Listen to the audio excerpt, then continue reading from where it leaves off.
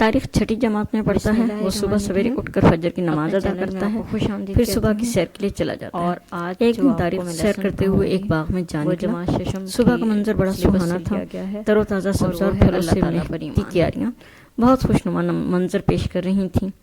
پرندے اپنی اپنی مخصوص آواز میں چہچہا رہے تھے. پھولوں پر رنگ برنگی تتلیاں منڈلا رہی تھیں. درخت پھلوں کے بوجھ سے جھکے ہوئے تھے. لہلہاتے کھیتوں اور باغوں کے منظر نے طارق کو بہت متاثر کیا. وہ سوچ رہا تھا کہ یہ کائنات کتنی خوبصورت ہے اور اس کو بنانے والے نے کس کمال درجے کی کاریگری کے ساتھ بنایا ہے. بے شمار پرندے ہیں مگر ہر پرندے کو الگ الگ بولی عطا کی گئی ہے. زمین سے طرح طرح کے اناج اور پھل اگتے ہیں مگر ہر ایک کا ذائقہ جدا ہے. ہر پھول کی خوشبو اور رنگ دوسرے سے مختلف ہے. رنگ برنگی تتلیاں کس قدر خوبصورت ہیں. وہ اسی سوچ میں ڈوبا ہوا گھر واپس پہنچ گیا. اسکول جانے سے پہلے طارق کے ابا جانوں سے قرآن پڑھاتے ہیں اور ساتھ ساتھ آیات کا ترجمہ اور مفہوم بھی سمجھاتے ہیں. آج اس نے سورہ واقعہ کی جو آیات پڑھیں ان کا ترجمہ کچھ اس طرح ہے. کبھی تم نے یہ سوچا یہ بیج جو تم بوتے ہو ان سے کھیتیاں تم اگاتی ہو یا ان کے اگانے والے ہم ہیں؟ ہم چاہیں تو ان کھیتوں کو بھوس بنا کر رکھ دیں اور تم طرح طرح کی باتیں بناتے رہ جاؤ کہ ہم پر تو الٹی چٹی پڑ گئی, بلکہ ہمارے تو نصیب ہی پھوٹے ہوئے ہیں.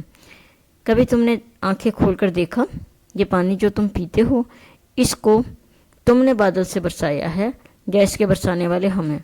ہم چاہیں تو اسے کھاری بنا کر رکھ دیں, پھر کیوں تم شکر گزار نہیں ہوتے؟ ان آیات میں اللہ تعالیٰ نے اپنی نشانیاں بتائی ہیں اور ہمارے سامنے کچھ سوالات رکھے ہیں. طارق کے ابا نے طارق کو بتایا کہ ان آیات کے ذریعے اللہ تعالیٰ انسان کو یہ بتا رہے ہیں کہ یہ تمام نعمتیں اس کے لیے اللہ تعالیٰ نے پیدا کی ہیں اور یہ لہلاتی کھیتیاں, یہ سرسبز باغات, رنگ برنگ کے پھول, یہ سب اللہ تعالیٰ کی کاریگری کا نتیجہ ہے. آسمان اور زمین کے درمیان جو کچھ ہے سب اللہ تعالیٰ ہی کا پیدا کرتا ہے اور انسان کا فرض ہے کہ وہ ان چیزوں سے جب فائدہ اٹھاتا ہے تو پھر اللہ تعالیٰ کا شکر بھی ادا کرے. جس بیج سے اللہ تعالیٰ اس کے لیے اناج اگاتا ہے اور جس بادل سے اللہ تعالیٰ اس کے لیے پانی برساتا ہے, یہ انسان کے لیے اللہ کی بہت بڑی نعمتیں ہیں. تو اللہ تعالیٰ کا شکر ادا کرنا انسان کا فرض ہے. اللہ تعالیٰ نے قرآن میں سورہ واقعہ کے علاوہ اور بہت سی صورتوں میں بھی اس بات کی وضاحت کی ہے کہ یہ کائنات اللہ تعالیٰ نے انسانوں کے لیے بنائی اور اس کائنات کی چیزیں اسی لیے ہیں کہ انسان ان پہ غور و فکر کرے اور اللہ تعالیٰ کی ذات کو پہچانے.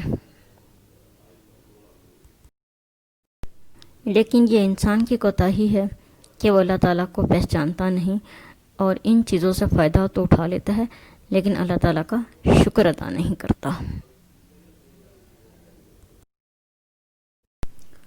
جب اس کا فرض ہے کہ وہ صرف اللہ ہی کی بندگی کرے اور اللہ کے سوا کسی اور کو نہ پکارے.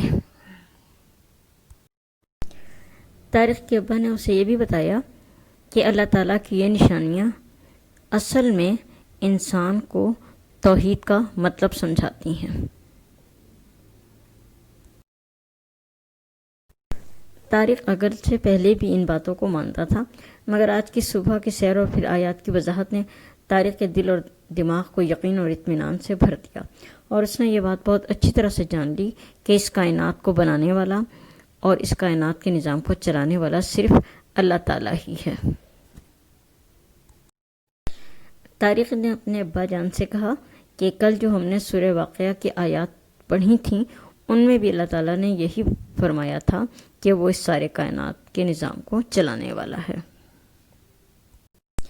یہاں طارق کے ابا نے اسے بتایا کہ ان آیات میں اللہ تعالیٰ نے عقیدہ توحید کی وضاحت کی ہے اور عقیدہ توحید کا مطلب یہ ہے کہ اللہ تعالیٰ کو ایک ماننا اور اس بات پر ایمان رکھنا کہ تمام کائنات کا پیدا کرنے والا اور تمام کائنات کو چلانے والا وہی ہے اور کوئی اس کام میں اس کے ساتھ شریک نہیں.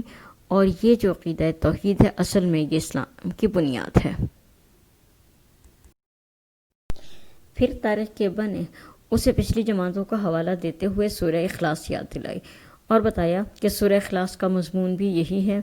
اس میں بھی اللہ تعالیٰ نے توحید کا اعلان کیا ہے اور بتایا ہے کہ اللہ تعالیٰ ایک ہے، اللہ تعالیٰ بے نیاز ہے، سب اس کے محتاج ہیں، اس کی کوئی اولاد نہیں، نہ وہ کسی کی اولاد ہے اور نہ کوئی اس کی برابری کرنے والا ہے۔